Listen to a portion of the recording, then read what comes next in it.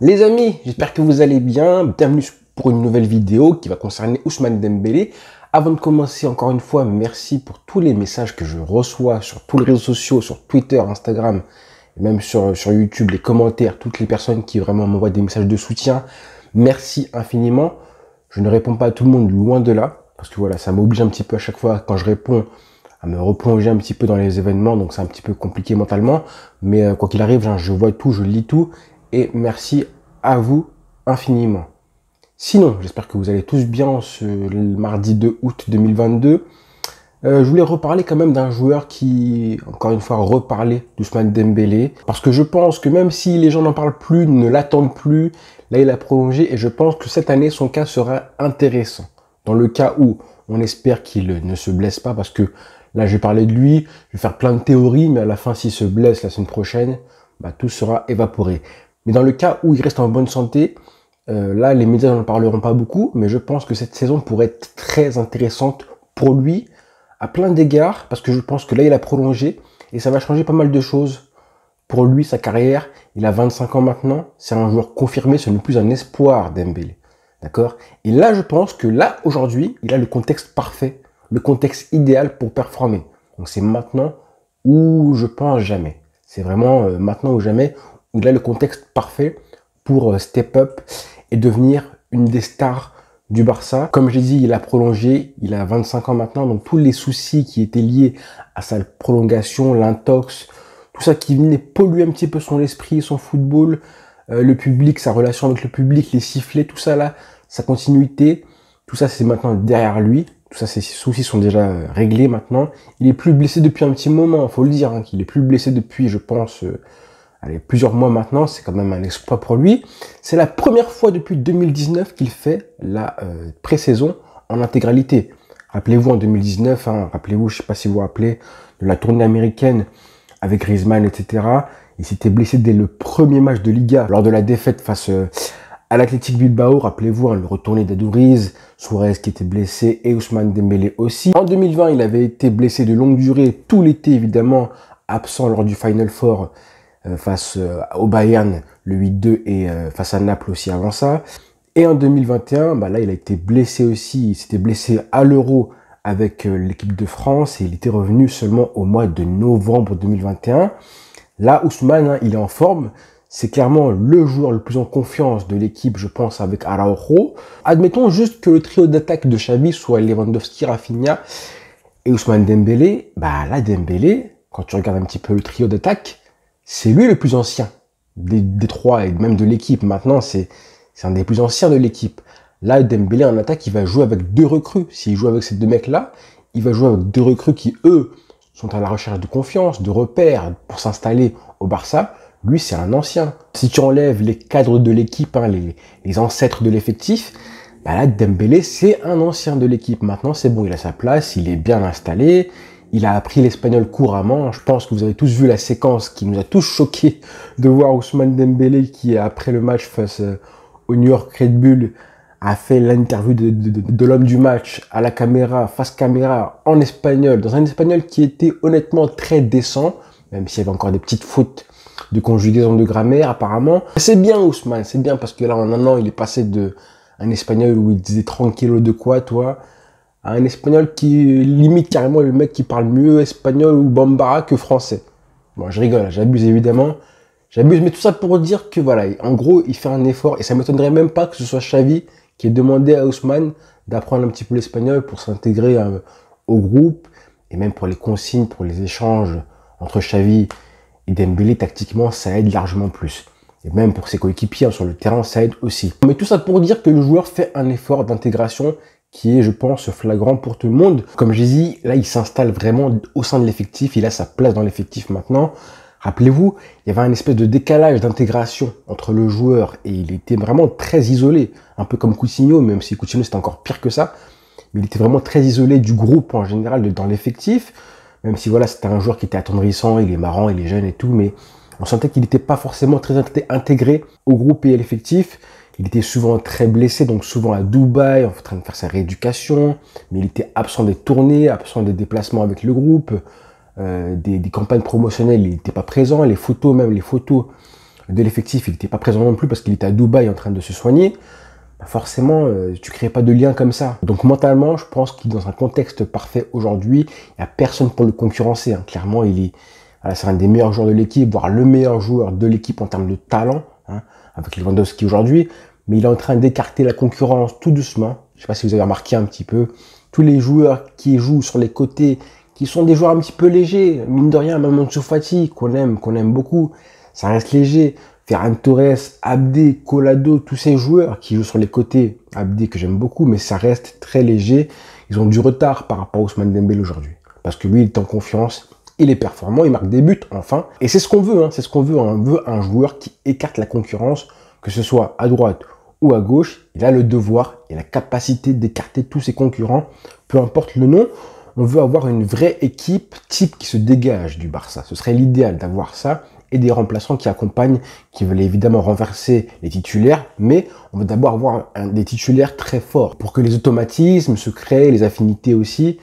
On se demande toujours un petit peu quel est le meilleur côté d'Ousmane Dembélé, droite ou gauche. Ça, c'est un éternel débat. Clairement, est-ce que c'est à droite ou à gauche? Moi, j'ai pas la réponse. Hein. Je pense que c'est lui-même qui aurait la meilleure réponse à donner. Je pense quand même qu'il faut le mettre sur le côté où ça lui permettra d'être le plus dans des situations où il pourra frapper le plus possible du pied droit. Parce qu'on sait qu'il joue du pied gauche et qu'il frappe du pied droit. Il fait tout du pied gauche, mais il frappe du droit principalement, évidemment. Donc logiquement, on pourrait en déduire que le mettre côté gauche, c'est la solution la plus logique. En sachant en plus que quand il joue côté gauche, il a ce dribble, cette feinte de frappe, qui est pour moi un geste naturel chez lui. Cette espèce de feinte de frappe qu'il a côté gauche, qui permet en plus de se remettre sur son pied droit pour frapper. Celle-là, il l'utilise très souvent, celle-là. La feinte de frappe du pied gauche qui te remet sur ton pied droit pour frapper. Alors vous allez me dire que côté droit, il est aussi capable de le faire.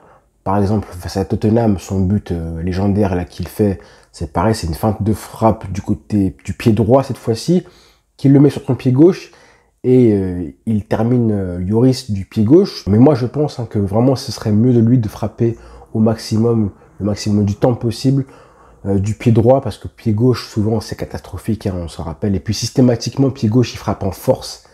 À part là, face à la Juventus, où là, il a été intelligent, ou là, face à Tottenham, il y a 3 ans.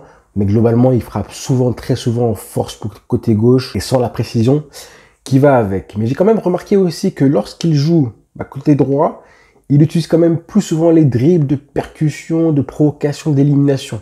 Il est quand même meilleur dribbleur quand il est côté droit, quand il part, quand il s'excentre côté droit. En gros, il fait plus de dribbles de tricotage. Des tricotages comme à la Cité, là, où il joue un petit peu plus de manière statique, arrêtée. Et là, il tricote beaucoup côté droit. Alors que côté gauche, il utilise quand même un peu plus sa vitesse, la profondeur. Quand il joue côté gauche, hein, on sent une conduite de balle où il veut foncer droit vers le but.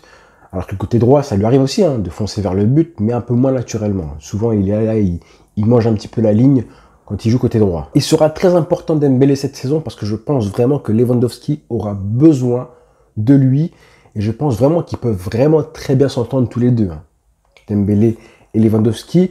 Les moments et les matchs de la carrière de Dembélé où il était vraiment performant, c'est quand il était proche, il avait une relation, une connexion avec le numéro 9 de l'équipe, hein, que ce soit Luis Suarez ou même Aubameyang. Et Dembélé aussi, il aura forcément besoin de Lewandowski. Hein. Parce que là, le mutant polonais, le monstre polonais, ça doit être une source d'inspiration pour Dembélé, clairement, à l'entraînement comme en match. Déjà, au niveau de la finition, ce serait bien de prendre exemple ou de s'inspirer au maximum, d'aller piocher chez Lewandowski le maximum de choses, de qualité qu'il a. S'il peut les transposer et s'en inspirer, ce serait très bien Dembélé. Et puis aussi à l'entraînement, parce que le côté hyper travailleur de Lewandowski, qui je trouve est sous-coté, hein, parce que je trouve, on parle tout le temps de CR7, mais Lewandowski, honnêtement, physiquement, c'est une machine. Il a 34 ans. C'est une machine de guerre en termes de puissance, évidemment, en termes de souplesse, en termes d'agilité. C'est un joueur qui est quand même très agile, très habile. Il a une souplesse, une élasticité quand même à 34 ans. Ça reste très fort. Bref, je m'écarte du sujet, mais on a des échos comme quoi Lewandowski, c'est un joueur qui répète énormément ses gammes après l'entraînement à la finition. Donc ce serait cool que Ousmane Dembélé, tu fasses la même chose. Si tu pouvais t'en inspirer aussi. Alors Ousmane, il a 25 ans comme je disais, c'est un pur ailier, c'est un joueur qui aime avoir de l'espace, qui sait coller la ligne et étirer les défenses adverses, qui sait comment faire pour isoler le latéral adverse, qui sait éliminer, etc., etc. Ça, on l'a répété des milliards de fois.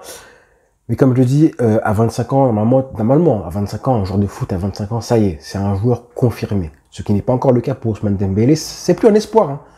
Mais ça devrait être un joueur confirmé. C'est l'heure maintenant d'atteindre le pic de sa carrière. C'est l'heure, enfin, de s'affirmer comme une des stars du Barça, comme un des leaders offensifs de cette équipe-là. Il faut que quelqu'un prenne le pouvoir absolument dans cette équipe-là, hein. Même si l'idéal, c'est d'avoir un collectif qui est huilé, qui est bien rodé, d'avoir un collectif avant des individualités. Ça, c'est vraiment l'idéal et il faut qu'on ait d'abord ça. Mais Ousmane, il a des qualités qui sont tellement flagrantes, qui sont tellement indispensables et indépendantes du collectif, peu importe comment le collectif joue.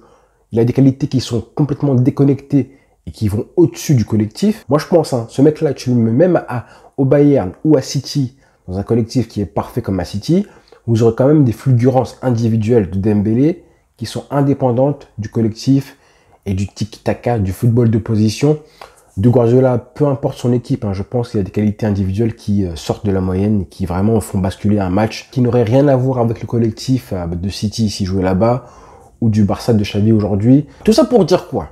Tout ça pour dire que là, Ousmane, si tu m'écoutes, hein, je veux que tu prennes le pouvoir dans cette équipe du Barça, que tu continues à prendre confiance, à marquer des buts, hein, c'est important, à t'affirmer et à prendre de plus en plus de place, dans cette équipe-là. Il faut que cette équipe-là devienne la tienne ou presque. Tout ça pour qu'un jour, j'espère, et c'est la pensée principale de ma vidéo, tu puisses t'affirmer et prendre assez confiance pour devenir l'électron libre du Barça. Ce serait génial que tu puisses être le joueur à qui on donne la totale liberté de mouvement. Parce que voilà, Xavi, on sait que Xavi adore Ousmane Dembélé. Il lui fait confiance à 100%. Donc je pense qu'un jour, s'il prend confiance assez fortement, qu'il ait une liberté presque totale sur le terrain. C'est ça l'idée. C'est l'idéal plutôt. C'est vraiment ça l'idée. Enfin, mais évidemment, en plus de son poste d'ailier naturel. Alors ça demande beaucoup d'efforts en termes d'activité sur le terrain, en termes de mouvement, d'efforts évidemment. Mais il a le talent, il a la capacité technique pour jouer dans le centre du terrain, au cœur du jeu. Alors un peu plus, hein. Pas autant que Messi à l'époque, mais un peu plus qu'il ne le fait aujourd'hui, même beaucoup plus. Alors il faudra ensuite quand même qu'il apprenne à se déplacer et à se placer dans le cœur du jeu pour être démarqué, mais avoir assez de temps pour pouvoir se retourner. Il a quand même la capacité technique pour le faire aussi, mais je suis sûr qu'il en est capable. Là, on a vu par exemple le but qu'il met contre New York, là, il y a quelques jours de ça. Il part côté gauche. J'avais jamais vu faire ça Ousmane Dembélé. J'ai vraiment adoré ce qu'il a fait. Il est là côté gauche, il récupère le ballon. Déjà de base, il a joué à droite. Il a permuté un petit peu avec Rafinha. Ça, c'est intéressant. Je pense que c'était Xavi qui demandait ça. Mais il part côté gauche sur l'action. On le voit avancer, repiquer vers l'axe, combiné avec Rafinha. Il fait un appel dans son dos et il se retrouve côté droit, excentré pour frapper. C'est exactement ça qu'on veut voir au Barça. Et je suis sûr que Xavi a adoré ça. Alors, cerise sur le gâteau, hein, s'il commence à s'entendre avec Rafinha, à faire des courses croisées comme ils l'ont fait entre les deux, ça, ce serait un régal. Mais pour ça, il faut qu'ils prennent la responsabilité et la liberté de se dire, ok, je vais me déplacer, je vais faire des appels dans son dos, aller de droite à gauche, de gauche à droite, et avoir une liberté assez grande de mouvement. Mais il faut d'abord que Xavi lui dise, lui autorise, et que lui aussi prenne ce pouvoir-là, qu'il prenne ce leadership-là. En tout cas, voilà, c'est Ousmane qui va devoir être un joueur clé lors des premiers matchs du Barça, hein, parce que comme j'ai dit, en attaque, il va jouer avec deux recrues, que ce soit Lewandowski ou Rafinha. Donc eux, ils sont encore à la recherche de confiance. Ils veulent lancer leur passage au Barça, mais lui, Ousmane, c'est déjà fait ça. C'est déjà fait depuis des années comme ça. Donc on veut que dès la première journée, il soit efficace, si possible décisif, des buts, hein, des pas décisifs, des différences, des fulgurances, peu importe. Qu'il arrive à faire marquer Lewandowski, ce serait très bien aussi. Il a failli le faire face à New York, on se rappelle, même si Lewandowski a raté. Et je pense vraiment que les deux là ont des chances de s'apprécier royalement. Si tu pouvais finir juste à 10 à 15 buts en Liga, Ousmane, ce serait vraiment une saison largement réussie. 10 à 15 buts, Ousmane, en Liga. Et évidemment, plus de 10 passes décisives. Franchement, ce serait une saison réussie, mais bon, il fait évidemment rester en bonne santé, hein, comme j'ai dit, si là je parle beaucoup, S'il y a blessure, évidemment, tout ce que je viens de dire dans la vidéo, vous pouvez oublier et on recommencera à zéro parce qu'à chaque fois, il faudra recommencer à le faire revenir, qu'il reprenne confiance, le réinstaller dans l'effectif et dans le groupe, dans le collectif du Barça. Donc évidemment, on recommence à zéro. Mais j'ai vraiment confiance en Ousmane Dembélé. Je me dis que c'est vraiment le moment, le contexte mentalement, il est parfait. Là, il est vraiment parfait.